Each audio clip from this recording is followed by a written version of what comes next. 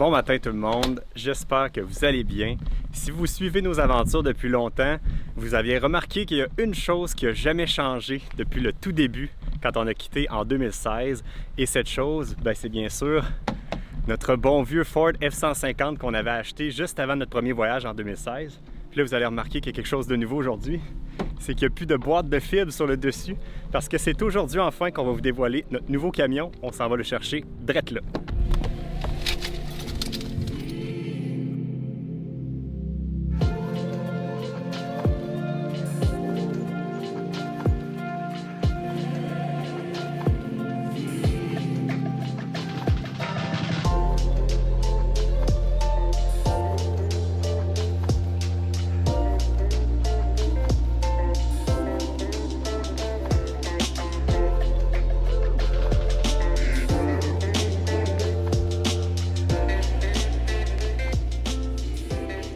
Avant de commencer à vous parler de notre nouveau camion, parce que ça, vous allez bien sûr le voir d'ici la fin de cet épisode, je voulais faire un petit retour, moi, Val, sur notre camion actuel, notre F-150, qui nous a quand même bien servi depuis les 5 dernières années déjà. Bien, honnêtement, je serais du genre à le garder encore, tellement que je l'aime. Pour vrai, on a vraiment aimé ce camion-là, puis c'était notre premier pick-up. On a eu, plein de types de chars, puis il faut savoir qu'on n'est vraiment pas marié à une marque. Le premier... Ton premier véhicule, c'était quoi? Un Eagle Talon. Après ça, j'en ai eu beaucoup de véhicules. Bien, continue, énumère-les. J'ai eu après ça un Pontiac Sunfire. Ça, c'était dans mon jeune temps. Après ça, j'ai eu un Jeep Wrangler. Après ça, ça a été le Mazda 3. Ben non, tu n'oublies Ah non, la Mustang. C'est vrai, on a eu une Mustang. Après ça, un Mazda 3. Après ça, on a eu un autre Jeep Wrangler, mais là, cette fois-là, on avait un petit peu plus de budget. On avait un Jeep Wrangler flambant neuf, le 4 portes, le plus gros. Puis on l'a vraiment aimé lui aussi. Puis ça a été le dernier véhicule avant qu'on ait celui-ci, qui est le F-150, qui est un 2016. Puis on l'avait acheté vraiment juste avant de partir sur la route parce que justement, notre Wrangler, il était vraiment très ordinaire pour tirer la roulotte. Puis on avait fait la gaffe d'acheter un camion qui était vraiment à la limite de la capacité. En fait, d'acheter une roulotte à la limite de la capacité de notre camion à cette époque-là.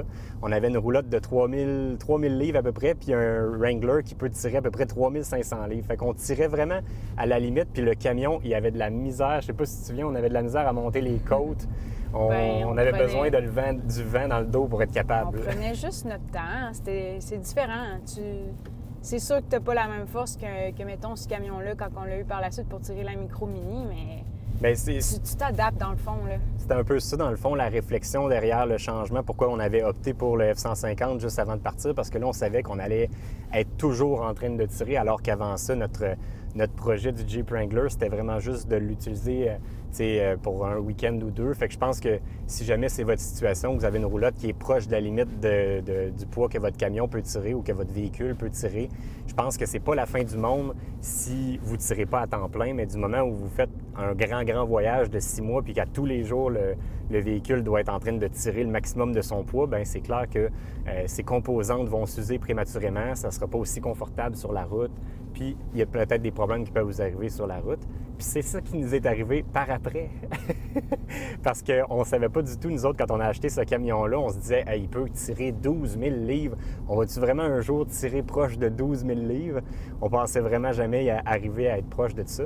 Mais finalement, on a acheté après ça la Airstream, qui n'était pas proche du 12 000 livres que le F-150 peut tirer, mais qui était très proche du poids maximal sur la boule à l'arrière, donc sur le payload du camion.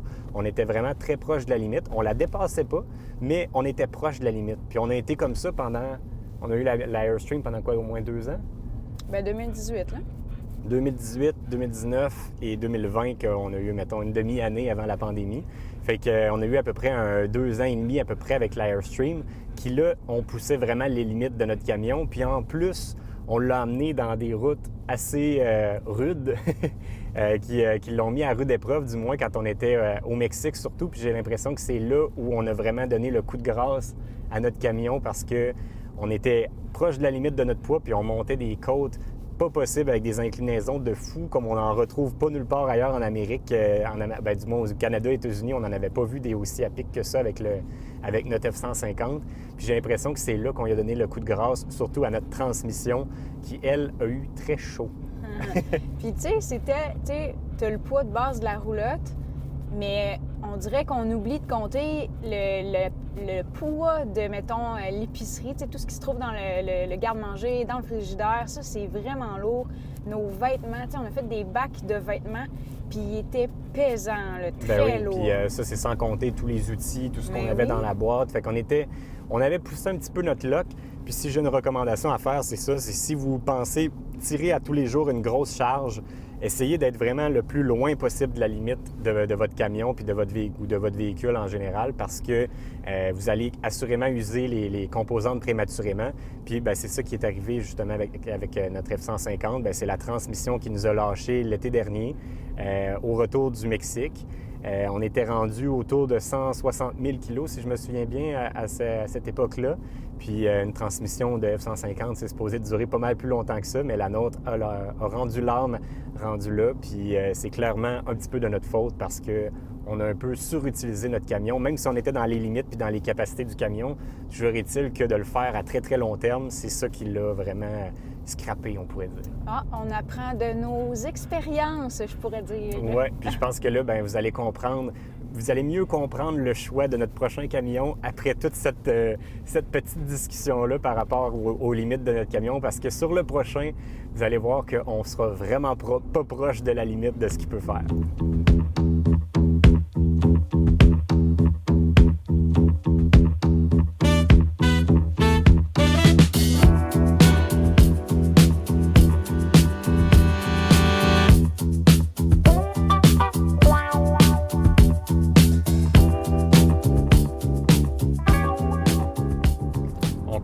À dangereusement s'approcher de notre concessionnaire. Il nous reste un gros 8 minutes de route. Mais c'est pas très dangereux, là. Dangereusement, mais c'est parce qu'on est excités. On dirait que ça me fait penser à la fois qu'on est allé voir notre nouveau campeur pour la première fois. On dirait que c'est la même chose parce que là, on l'a jamais vu, notre camion, en vrai. On en a vu des semblables, là, par exemple, mais on n'a pas vu le bon camion. Puis ceux qui se demandent pourquoi ça a été si long, parce que ça fait quand même assez longtemps qu'on en parle, qu'on va avoir un nouveau camion, mais c'est parce que cette fois-ci, on l'a vraiment commandé sur mesure avec toutes les options. C'est la première fois que je fais ça de ma vie. On est allé sur le site web, puis là, on a coché toutes les options qui nous intéressaient pour le camion. Puis ça a l'air qu'il y a un gars au Mexique, à l'usine de...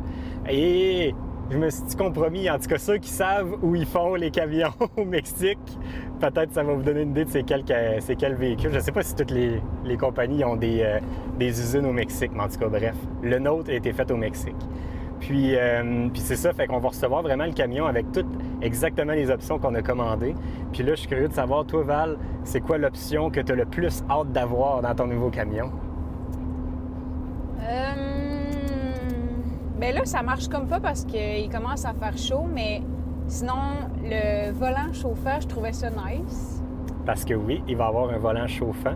Puis moi, mon option qui m'intéressait le plus, bien là, on parle de vraiment des options plus de confort. Ah oui, mais... vraiment, là, parce que c'est pas tant utile sinon. Ça prend pas juste ça, mettons, pour nous autres. Mais moi, c'est deux choses.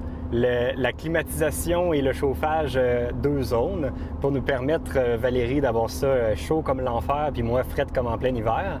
Puis aussi les bancs qui sont ventilés pour arrêter d'avoir chaud dans le dos pendant que je conduis. Fait que bref, moi, ça, c'est mes deux options que j'ai vraiment hâte d'avoir.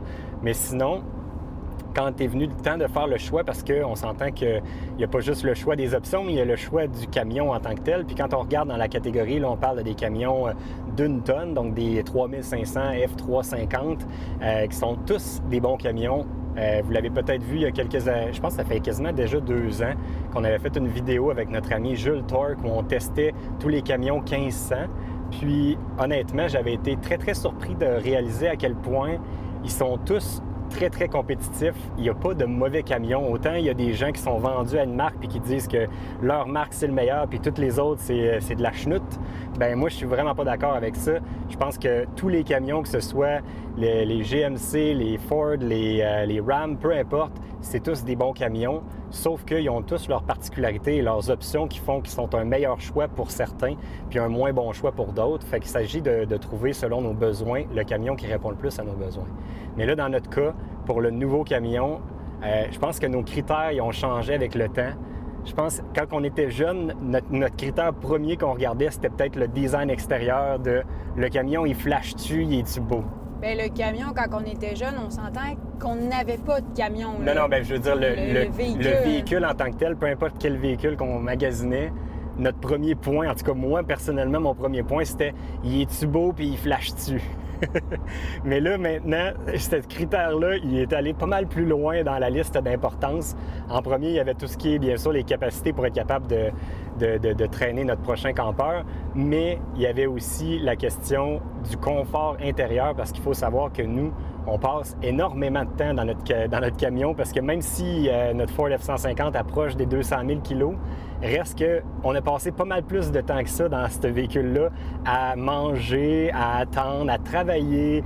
Les chiens ils ont passé beaucoup de temps aussi dans le camion. Fait que bref, le confort intérieur était un de nos premiers critères les plus importants. Puis quand vous allez voir notre camion, vous allez comprendre, je pense que le choix qu'on a fait, c'est pas mal le camion qui a le meilleur intérieur présentement de disponible dans les camions 2021. Fait que là, sans plus tarder, Val vient de prendre la sortie, fait que on arrive dans 4 minutes.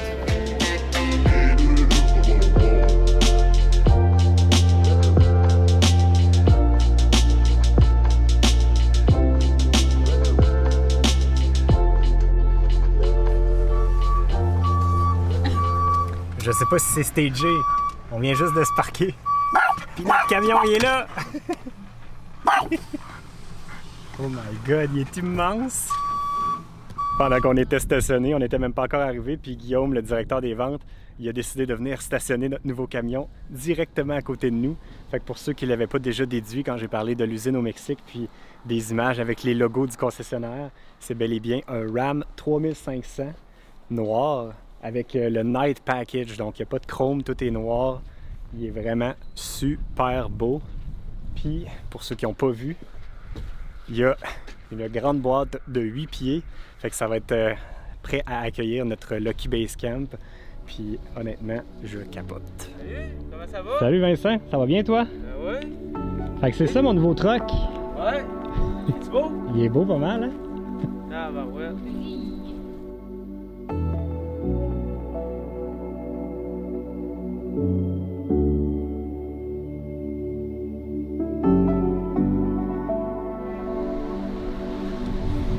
Donc là, on est passé pour la paperasse. Donc il est officiellement à nous. C'est signé. Là, on est en train de faire le petit déménagement parce que, mine de rien, on avait tout notre matériel de caméra avec les 2 chiens avec nous. Fait que, tu veux que je prenne ça? S'il vous plaît. Yes! Le sac de caméra. Là, il va falloir tout apprendre un petit peu où c'est qu'on met nos affaires parce qu'on n'est pas habitué encore aux espaces parce qu'il est vraiment divisé différemment. Puis là, en passant, on est comme un petit peu pressé aujourd'hui à cause du fameux couvre-feu à 20h. Donc, on va devoir reprendre la route assez rapidement. Mais n'ayez de crainte. Aujourd'hui, on ne vous montre pas tout en détail le camion puis toutes les options qu'on a choisies. Il va y avoir une prochaine vidéo qui s'en vient probablement dans les prochaines semaines, le temps de vraiment le tester comme il faut puis vraiment savoir qu'est-ce qu'on aime moins. Puis on va tout vous partager ça dans une prochaine vidéo qui s'en vient.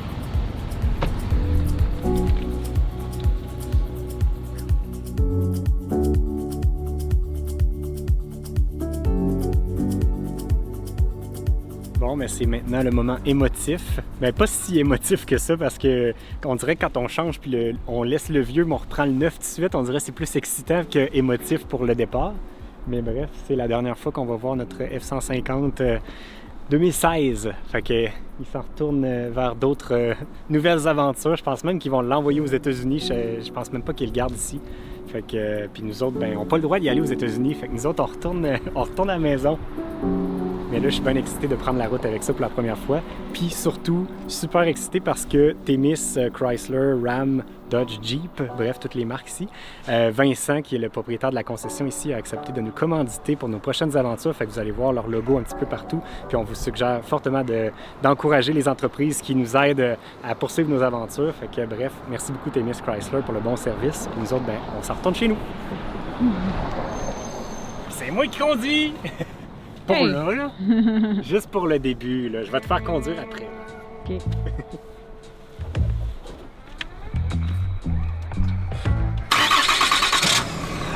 Aïe, aïe, aïe. Au bruit d'un diesel.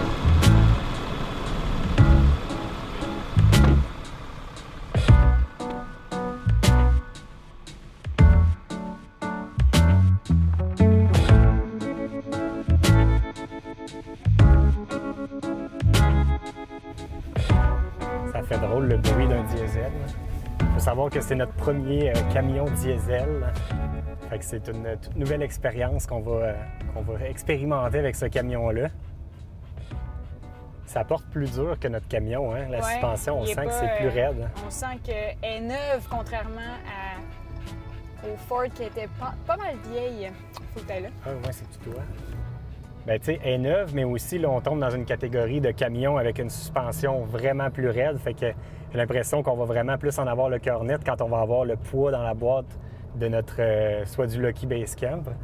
Puis, c'est tellement différent, là. Le sujet que je voulais discuter maintenant avec vous pendant que je suis au volant, c'est pourquoi on a choisi le Ram 3500, parce qu'on s'entend qu'il y avait, il y avait les 3 choix dont j'ai nommé tantôt, qui étaient le GMC Sierra 3500, il y avait le F350 puis le Ram 3500. Tantôt, je vous parlais de l'intérieur, mais je pense que l'intérieur, c'est vraiment un des gros avantages du Ram 3500, le confort. Je sais pas à date pour toi les bancs, là, mais on est vraiment bien, là. Écoute, tu sais, j'étais bien dans le Ford, là. Fait que c'est normal que je vais avoir l'air négatif au début, puis je vais faire des comparatifs.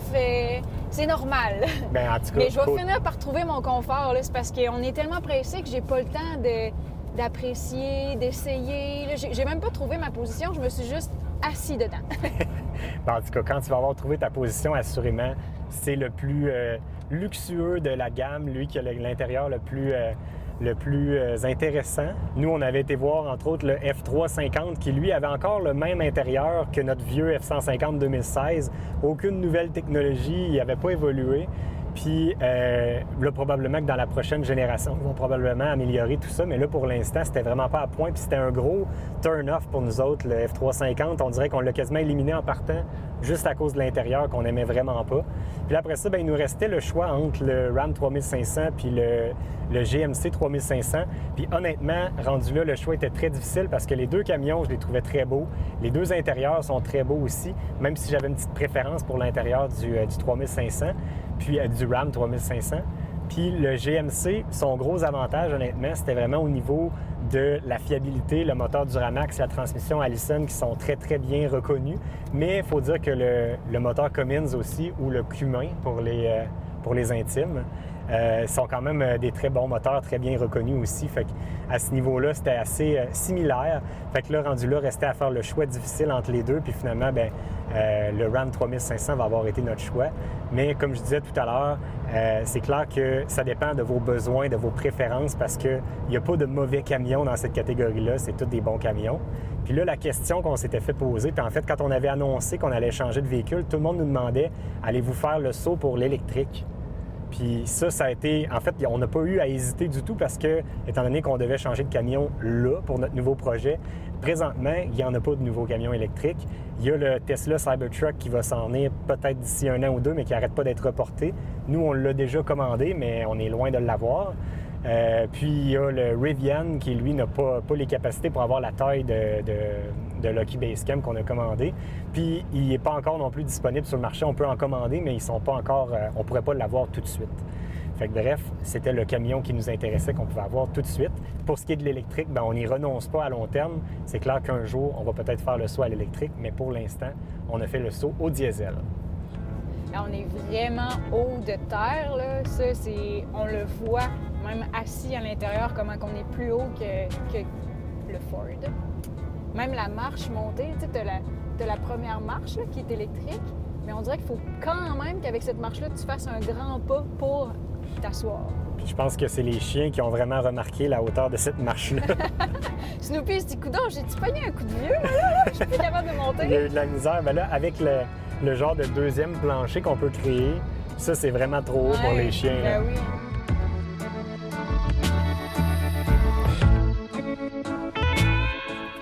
Donc là, on vient de faire un petit arrêt, puis on a échangé de conducteur. Fait que là, ça va être à Val de tester pour la première fois le nouveau camion. Et là, ce qu'on peut voir, c'est une Val qui ne comprend pas l'entrée sans clé. Ah. Faut que tu pèses sur le break en même temps. OK. Puis là, tu pèses sur start.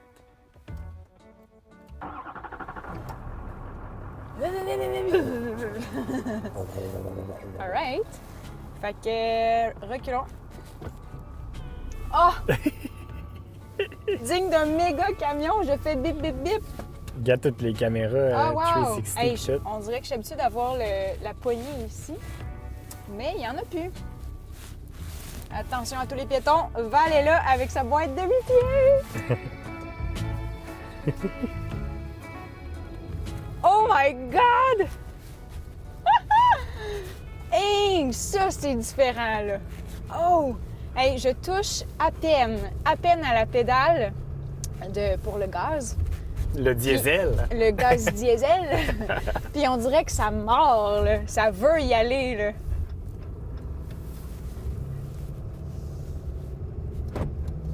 Là, j'écoute, là, je parle pas, mais c'est parce que j'écoute, j'étudie le nouveau camion.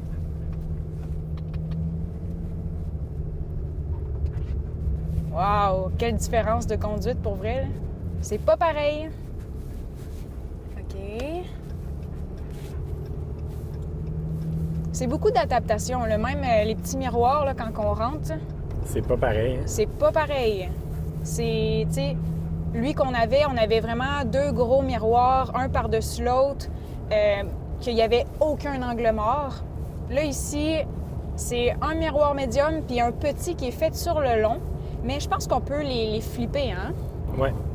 Pour ceux qui se posent la question, à date, on est sur la 20 qui est vraiment très plate de ce côté-ci. Pas plate dans le sens que la vue est pas belle parce qu'on a le fleuve à notre droite, mais la topographie est très plate. Puis à date, on a une consommation d'essence qui m'impressionne vraiment pour la taille du camion. On était tantôt autour de 10 litres au 100 km. Là, on est rendu à 11,5 litres au 100 km. Fait que c'est vraiment pas mal pour un camion de cette taille-là.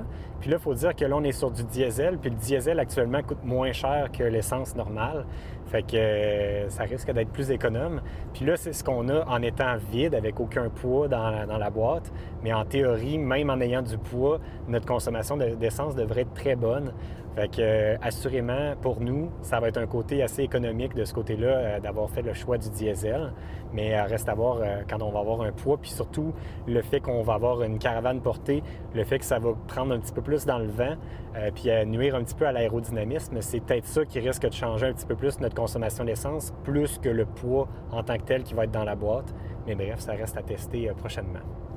Puis, comment tu trouves ça à date, Val? T'aimes-tu ça? Ouais. Bien là, l'asphalte, elle nous aide beaucoup parce que j'ai l'impression qu'on roule sur un nuage. Puis, en même temps, quand on pogne des bosses, on le sent que c'est un char neuf, la suspension est là. Puis le volant, là, il réagit là, aussitôt qu'on tourne moindrement. Là. Ce que Val essaie de dire là, pour les gens qui connaissent un petit peu plus les termes automobiles, c'est que la direction est précise et que la suspension est très raide. Parce que la suspension est vraiment... On parle ici d'un camion 3500 avec une suspension arrière à lame. Fait que c'est vraiment très différent par rapport à ce qu'on avait sur le Ford. On avait quand même des lames sur le Ford, mais il faut dire que la suspension était vraiment faite plus confortable, moins pour tirer du poids. Fait qu'on le sentait vraiment quand on avait un poids en arrière, avec le poids surtout de l'Airstream qui était très lourde sur le derrière. Ça écrasait vraiment le derrière du camion. Tandis qu'avec la suspension qu'on a actuellement, ça risque de devenir plus confortable quand on va mettre du poids en arrière. Surtout qu'on a pris l'option de la suspension à air qui va venir s'auto-niveler quand on va mettre du poids à l'arrière. Fait que ça risque d'être même peut-être plus confortable sur la route quand il va avoir du poids. Tandis que là, avec rien à l'arrière, ça cogne un petit peu plus là, qu'un camion 1500, étant donné que la suspension est vraiment plus rigide. Moi aussi, j'ai été surpris honnêtement du mordant. Je m'attendais...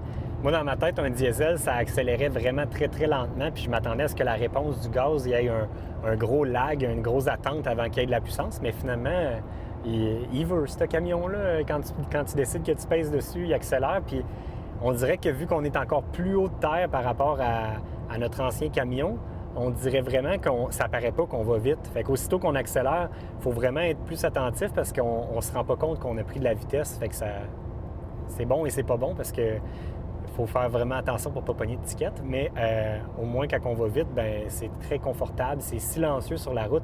Une fois que le camion atteint sa vitesse de croisière, on n'entend plus le moteur du tout. Le rendu là, c'est juste les bruits un petit peu des pneus, puis l'asphalte, puis un petit peu... Mais même le vent, je trouve qu'il est très bien coupé comparé à notre autre camion, mais ça dépend peut-être de la direction qu'on va. Ici, peut-être qu'il ventait plus tantôt quand on s'en venait. Mais moi, je pense que maintenant, on a le vent dans le dos. Oui, c'est peut-être ça qui fait qu'on entend un peu moins le vent. Mais assurément, là, les bruits du moteur, c'est 0 décibels. On n'entend rien du tout une fois qu'il a pogné sa vitesse de croisière.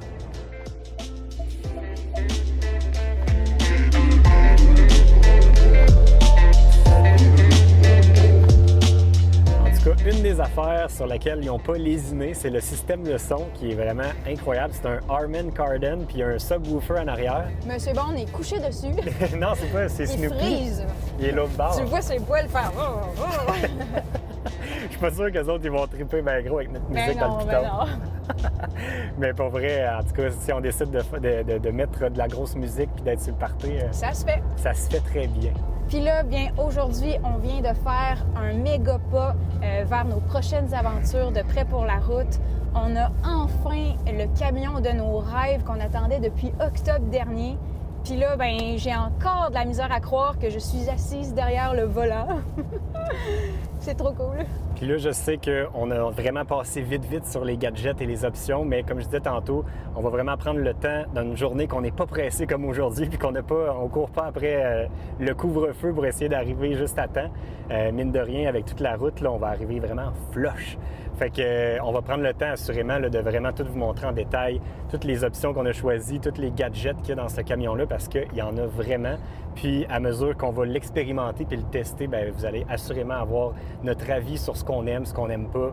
On va prendre le temps de tout jaser de ça quand on va en avoir plus de temps. Fait que bref, nous autres, ça complète pour aujourd'hui. Fait que si vous avez des questions, commentaires, bien, n'hésitez pas à le faire comme toujours dans la section des commentaires juste en dessous de la vidéo. Puis sinon, bien, on se dit à la prochaine. Salut tout le monde! Bye!